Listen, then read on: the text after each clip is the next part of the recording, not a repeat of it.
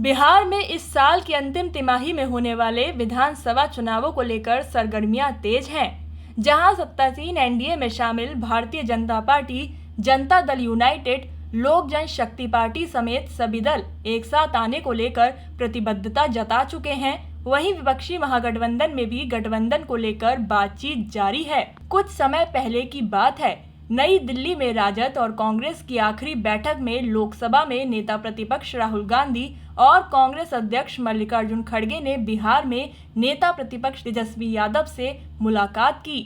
बताया जाता है कि इस बैठक में दोनों पार्टियों के बीच सीट साझा करने पर चर्चाएं हुई। हालांकि कुछ भी ठोस नहीं कहा गया। तेजस्वी ने बैठक के बाद कहा कि बिहार में इस बार एनडीए की सरकार नहीं बनने जा रही। वहीं सांसद मनोज झा ने कहा था कि विधानसभा चुनाव के लिए महागठबंधन पूरी तरह तैयार है।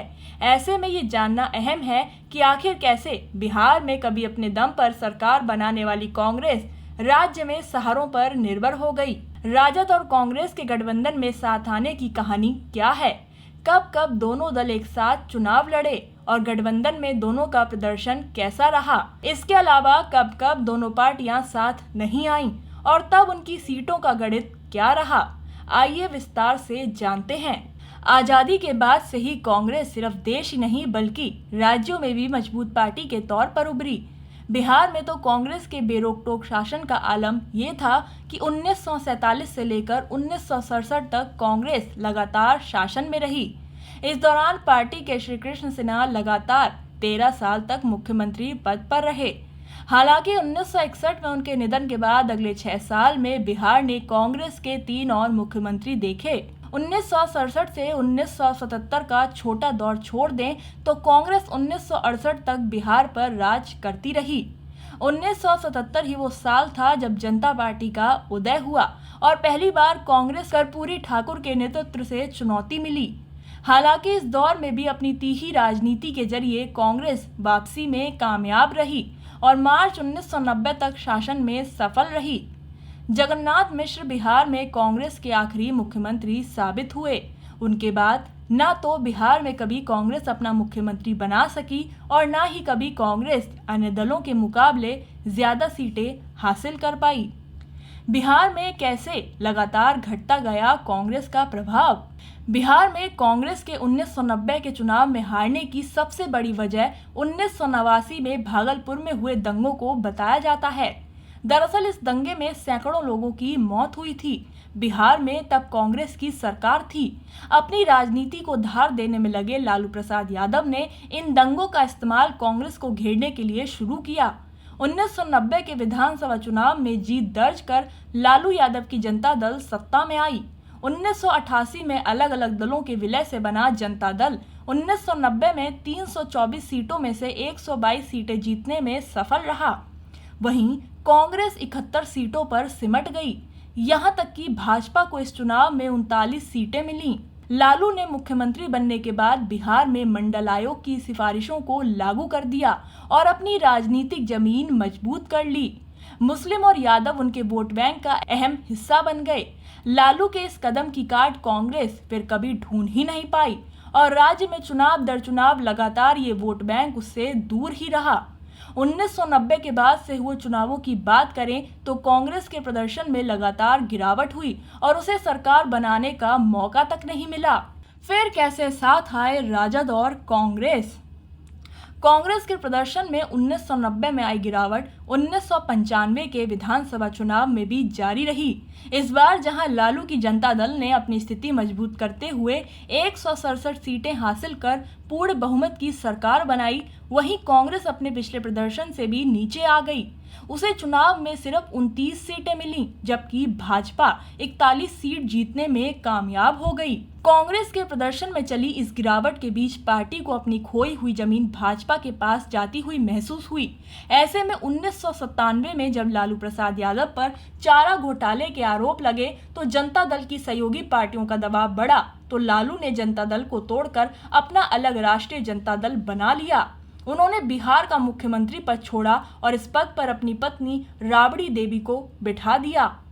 हालांकि विधानसभा में राजद के सामने बहुमत साबित करने की चुनौती पैदा हो गई। कांग्रेस ने इस मौके को लपका और राजद को समर्थन देने का फैसला किया।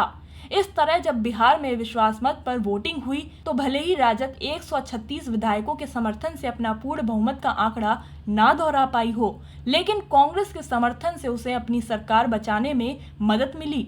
इस तरह कभी कट्टर प्रतिद्वंदी रहे लालू और कांग्रेस गठबंधन में साथ आए। लोकसभा चुनावों में पहली बार साथ मिलकर लड़े दोनों दल। राजद और कांग्रेस के बीच बिहार विधानसभा में हुआ सहयोग आगे 1998 में हुए लोकसभा चुनाव में भी जारी रहा। दोनों दलों ने पहली बार मिलकर चुनाव लड़ने का फैसला किया। तब अविभाजित बिहार, जिसमें झारखंड भी शामिल था, उसमें 54 लोकसभा सीटें हुआ करती थीं। लालू ने इनमें से कांग्रेस के लिए महज 8 सीटें छोड़ी। कांग्रेस ने 4 पर जीत भी हासिल कर ली।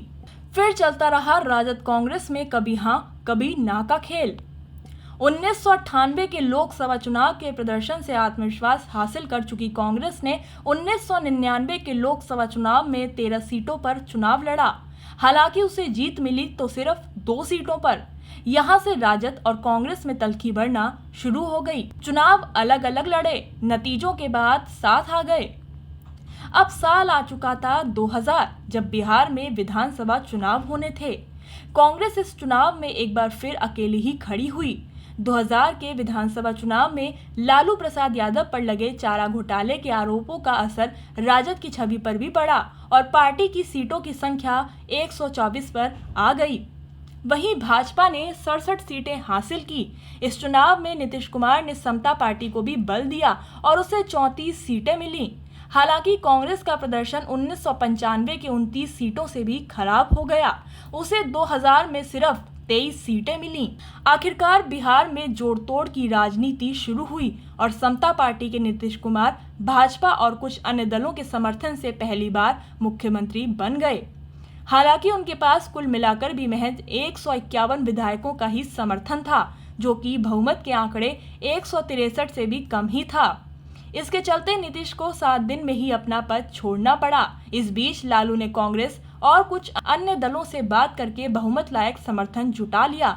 इस तरह बिहार की कमान एक बार फिर राजद के हाथों में आ गई और राबड़ी देवी फिर से मुख्यमंत्री बन गईं। झारखंड के बंटवारे के बाद 2004 में हुए लोकसभा चुनाव में सहयोगी दल का धर्म निभाते हुए राजद कांग्रेस ने साथ ही रहने का फैसला किया। साथ ही रामविलास पासवान भी लोकसभा में साथ आए। सीटों के बंटवारे में राजद ने 26 सीट ली, वहीं लोक जनशक्ति पार्टी को 8 सीटें दी। कांग्रेस को महज 4 सीटें ही दी गईं। इनमें से 3 में कांग्रेस को जीत मिली। केंद्र में कांग्रेस गठबंधन की सरकार बनी और गठबंधन के साथ ही लालू प्रसाद यादव और रामविलास पासवान केंद्र सरकार में मंत्री बने। कांग्रेस लोजपा ने राजद को अकेला छोड़ा, सबका काम बिगड़ा। केंद्र में अपनी सरकार बनने के बाद बिहार में कांग्रेस ने अकेले ही स्थानीय दलों को चुनौती देने की ठानी। कांग्रेस ने 2005 में विधानसभा चुनाव में राजद का साथ छोड़ दिया और लोजपा का हाथ थाम लिया। फरवरी 2005 के चुनाव में किसी भी पार्टी को बहुमत नहीं मिला और राजद के सबसे बड़े दल बनने के बावजूद रामविलास पासवान के ना मानने से बिहार में सरकार ही नहीं बन सकी। कांग्रेस को इसमें 10 सीटें ही हासिल हुई थीं। देर आए पछताए हुआ राजद कांग्रेस का गठबंधन। राष्ट्रपति शासन के बाद बिहार में अक्टूबर 2005 में फिर चुनाव कराए गए। राजद और कांग्रेस ने फरवरी में हुए चुनाव से बेहतर प्रदर्शन और सरकार बनाने की मंशा के साथ गठबंधन किया। चुनाव में बार बार गठबंधन बना रही राजद कांग्रेस को झटका लगा और जहां लालू की पार्टी महज 54 सीटों पर सिमट गई, वहीं कांग्रेस ने 9 सीटें ही हासिल कर पाई। इन चुनावों में एनडीए की सरकार बनी। यहीं से बिहार में मुख्यमंत्री नीतीश कुमार का दौर शुरू हुआ, जो अब तक जारी है। इसके बाद 2009 में हुए लोकसभा चुनावों में कांग्रेस और राजद के बीच सीट बंटवारे पर बात नहीं बन पाई। पार्टी ने बिहार में अकेले चुनाव लड़ा और महज 2 सीटें ही हासिल कर पाई। यानी एक बार फिर बिहार में कांग्रेस अपनी छाप छोड़ने में नाकाम रही। जब अस्तित्व के लिए आखिरी बार अकेले लड़ी कांग्रेस। 2010 के विधानसभा चुनाव में भी कांग्रेस और राजद के बीच तल्खी जारी रही। कांग्रेस अकेले मैदान में उतरी। नीतीश कुमार के बेहतर काम से प्रभावित बिहार ने इस चुनाव में राजद की सीटें 54 के आंकड़े पर सिमट गईं, जबकि कांग्रेस महज 4 सीटें ही जीत पाई। 2014 के लोकसभा चुनाव में कांग्रेस ने फिर से राजद के साथ जाने का फैसला किया, लेकिन 2014 के लोकसभा चुनाव में हवा कांग्रेस के खिलाफ थी। नरेंद्र मोदी के नेतृत्व में एनडीए ने बिहार में जबरदस्त जीत हासिल की। राजद ने इस चुनाव में 27 सीटों पर चुनाव लड़ा और उसे सिर्फ 4 सीट मिली, जबकि कांग्रेस ने 12 सीटों पर उम्मीदवार उतारे और 2 सीटें हासिल की। एनडीए से अलग हुए नीतीश के नेतृत्व में साथ लड़ा महागठबंधन। साल 1995 के बाद कांग्रेस का सबसे बेहतरीन प्रदर्शन 2015 के विधानसभा चुनाव में आया। दरअसल इस बार नरेंद्र मोदी के विरोध में एनडीए से अलग हुए नीतीश कुमार ने राजद और कांग्रेस का साथ थामा। तीनों ही दलों ने साथ चुनाव लड़ते हुए अपनी दम पर पूर्ण बहुमत हासिल किया। इस चुनाव में राजद सबसे बड़ी पार्टी बनकर उभरी और उसे 80 सीटें हासिल हुईं। कांग्रेस के लिए गठबंधन संजीवनी की तरह साबित हुआ और उसे 27 सीटों पर जीत मिली। 2019 के लोकसभा चुनाव में यूं तो नीतीश कुमार एक बार फिर भाजपा के साथ एनडीए से जुड़ गए, लेकिन राजद और कांग्रेस का गठबंधन जारी रहा। हालांकि दोनों ही दलों को गठबंधन का कुछ खास फायदा नहीं हुआ और कांग्रेस को राज्य में महज 1 सीट ही मिली। वहीं राजद का खाता तक नहीं खुला। बरकरार रहा कांग्रेस राजद का गठबंधन। एनडीए को मिली कड़ी चुनौती। 2020 का विधानसभा चुनाव अपने आप में कई मायनों में खास रहा। सत्ताधारी एनडीए 125 सीट हासिल करने में सफल रही, वहीं महागठबंधन 110 सीटों पर पहुंच गया। राजद इस चुनाव में 75 सीट के साथ सबसे बड़ा दल बना। वहीं कांग्रेस ने 70 सीटों पर चुनाव लड़ा और महज 19 सीट ही हासिल कर पाई। इस चुनाव में राजद कांग्रेस के साथ रहने का असर ये हुआ कि सिर्फ कुछ विधायकों या एक पार्टी के इधर उधर होने से पूरी सरकार पर खतरा पैदा होने की आशंका लगातार बनी रही। 2020 से 2025 के बीच 2 बार ऐसा हुआ भी। नीतीश कुमार पहले एनडीए छोड़कर महागठबंधन का हिस्सा बने और सरकार बदल गई। इसके बाद 2024 में नीतीश ने फिर पलटी मारी और एनडीए के साथ जुड़ गए।